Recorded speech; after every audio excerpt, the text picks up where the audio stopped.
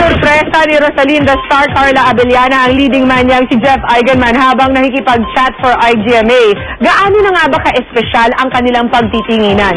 Yan ang chika ni Nelson Canlas. Siyempre, ang hosting is actually one of my favorite. Tuwang-tuwa si Jeff Eigenman sa pagsagot sa mga tanong sa IGMA live chat. Karamihan sa mga tanong tungkol sa kanyang pagganap bilang Fernando Cesar Rosalinda. What's the real score between you and Carla? What's the real score between me and Carla? Kanina ko ba sinasagot siya? Kanina ko gusto malaman nun.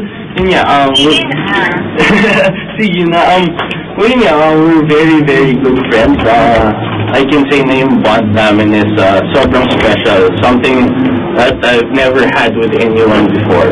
Marami rin ang tanong tungkol sa kanyang kaparehang si Carla Abellana. Halatang kinikilig si Jeff tuwing natatanong tungkol kay Carla. Lalo pang naging nakakakilig ang eksena nang dumating si Carla bilang sorpresa sa binata. I'm here! That's nice. How's everything? Nag-enjoy ako. Glad you could be here. Very unexpected. Hindi, alam ko may something else for today. At least successful yung surprise. Natutuwa ako that I'm here.